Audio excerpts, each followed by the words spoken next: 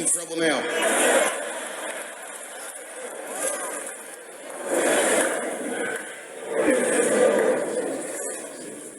Before I go, I want to share this story with you because it's important to this point. I want your community to know that one of the coolest people I ever met is a transgender woman. And this is not a man that I knew that became a woman. This woman was trans when I met her. Lived in San Francisco. Daphne is the name. I would do 18 shows in the Bay Area, sometimes in Oakland and Dirty Hood nightclub, and she would be there, a white trans woman, laughing loud and hard at everything I said, especially the trans jokes. Very puzzling, because she was obviously trans.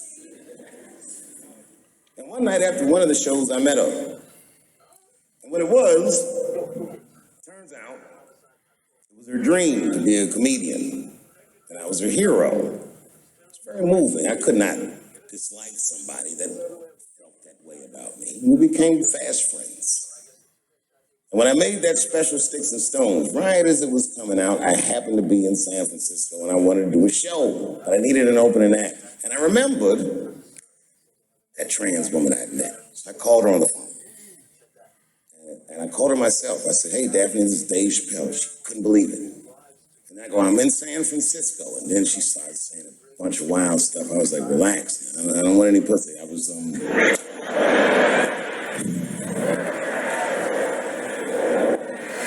calling because I'm doing a show and I need an opening act. And I was wondering if you'd open the show. And she was like, "Fuck yeah." Now, I didn't know this at the time.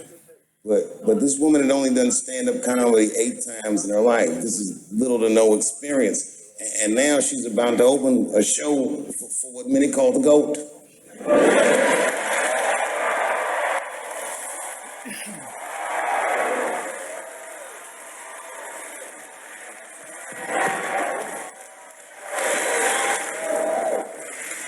She's an amateur in stature, but in practice, she was very professional. She showed up early, which is something I appreciate because I like people to be on time. She was dressed to the motherfucking nines. I mean, I'm transphobic, and even I was like, "You look nice."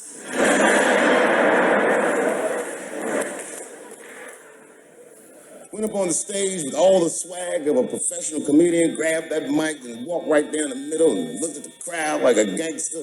Man, you should have seen her work. This bitch bombed for 45 minutes straight. And I am not exaggerating, young man. That show was terrible.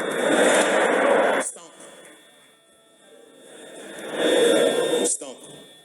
And then she brings me on, and you know, I was like a glass of water after a handful of salt. The crowd was happy to see me. I was killing it. But here's what impressed me. Any other comedian I've ever seen, if they had bombed as bad as she did, would have snuck out of the back of the theater and went home and cried or something. She didn't do that. Not only did she not leave, she found a seat right up in front.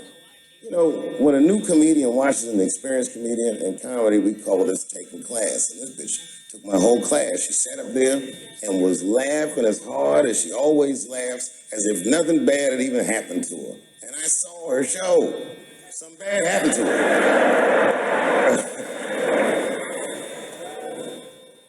She was drunk. So she starts talking to me while I'm on stage, but the way a person would talk to a television when they were alone. She's talking to me like that. That didn't bother me because I knew her. But the crowd didn't like that shit at all because she sucked.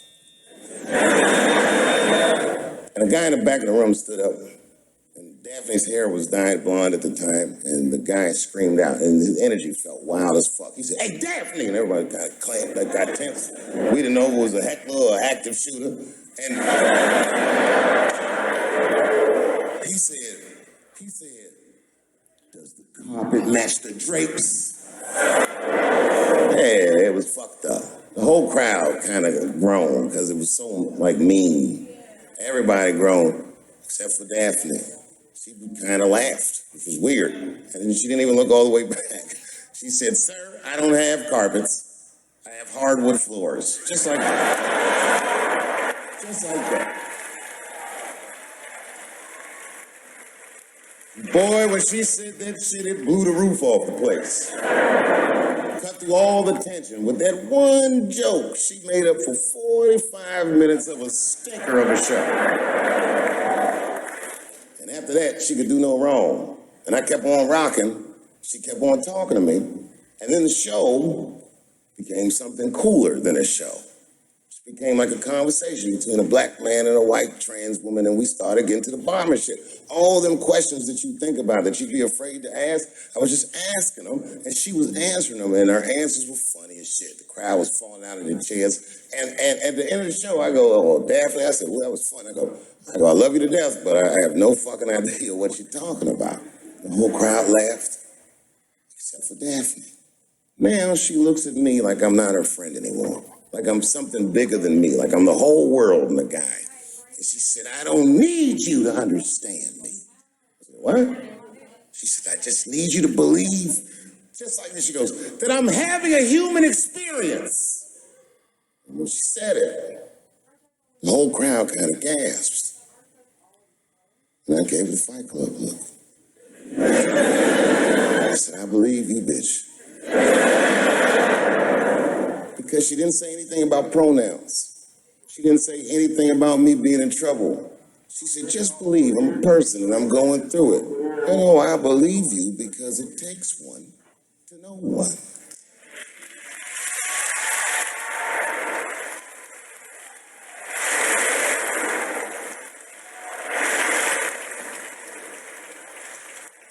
Then I told the crowd good night, and they start going crazy. And before the applause gets to its crescendo, I say, "And don't forget my opening act, Daphne." The crowd stood up, and I looked at her, and tears came out of her eyes. She couldn't believe it was happening. I couldn't believe it was happening because her show stunk. It was a great night. I remember the late, great Paul Mooney was there, a bunch of fly-ass comedy niggas was there. We all went backstage and was just drinking and talking shit and laughing, and Daphne stole the room. She had everyone cracking up, spinning the yarn, telling us all these crazy stories about shit she be into. We all laughing real hard, and as she's telling us and everyone's laughing, I'm looking around, I'm like, "Oh my God, she is funny." I pulled her aside and I said, "You're hilarious." I didn't know that when you were on stage. I said, "You're doing some things wrong, but I can help you." I said, "Anytime I'm in San Francisco, why don't you open the show for me, and I'll just try to give you some pointers, see if you can't work this thing out." And she said, "Are you serious?" I said, "Yeah." And she grabbed me real tight, hugged me, squeezed me, and I pushed her all violently because I'm transphobic. I said, "Boundaries, bitch."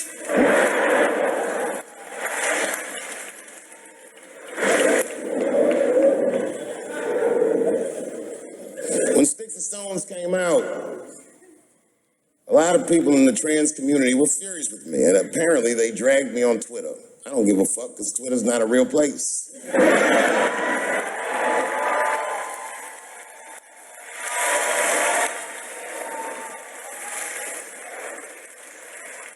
And the hardest thing for a person to do is go against their tribe if they disagree with their tribe, but Daphne did that for me.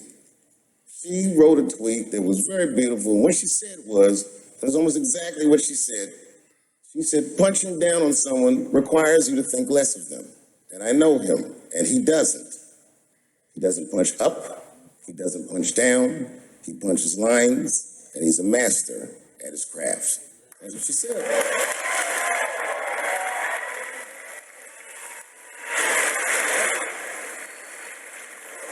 Beautiful tweet, beautiful friend. It took a lot of heart to defend me like that. And when she did that, the trans community dragged that bitch all over Twitter. For days, they was going in on her, and she was holding her own because she's funny.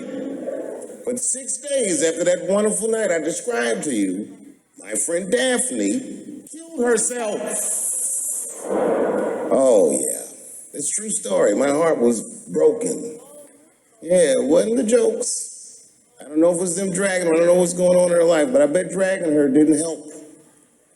I was very angry at them. I was very angry at her.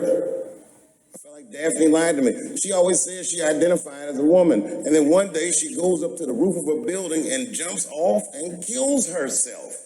Clearly. Only a man would do some gangster shit like that. Hear me out. As hard as it is to hear a joke like that, I'm telling you right now, Daphne would have loved that joke. That's why she was my friend.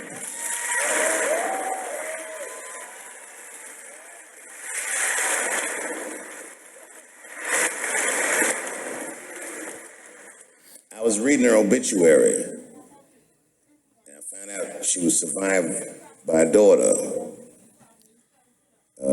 And the moment I found that out, and this is true, Anderson Cooper from CNN texted me. And all he said was very nice. He said, "I'm sorry to hear about your friend." And I texted him right back, "New phone, who this?" He said, "It's Anderson Cooper." I said, "Oh," I said, "Anderson." I go, "Look, I need to find her family." And he texts me right back with all the phone numbers and all this information. I say this to say, if you ever want to know about anything gay, call Anderson Cooper from CNN. This nigga is faster than Google.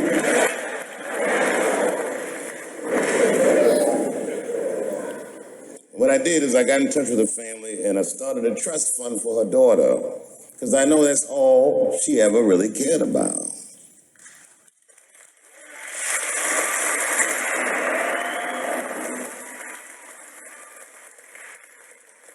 And I don't know what the trans community did for her, but I don't care, because I feel like she wasn't their tribe. She was mine. She was a comedian in her soul.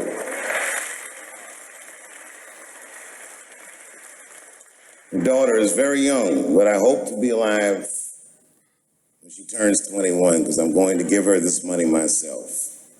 And by then, I'll be ready to have the conversation that I'm not ready to have today. But I'll tell that little girl, "Young lady, I knew your father. And he was a wonderful woman."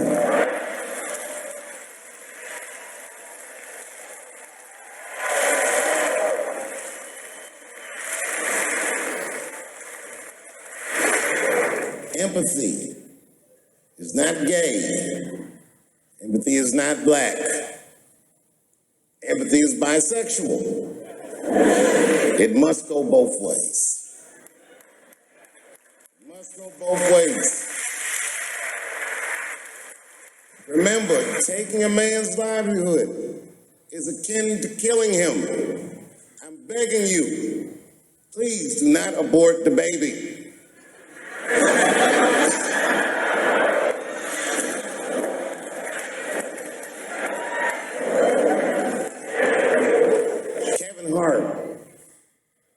Dreamt his entire life of hosting the Oscars, and when he finally got the job, they just took it. It's not fair. They didn't kill him. Kevin's a strong guy, but I'm sure it broke old Clifford's heart. It's over. LGBTQ, LMNOP, it is over.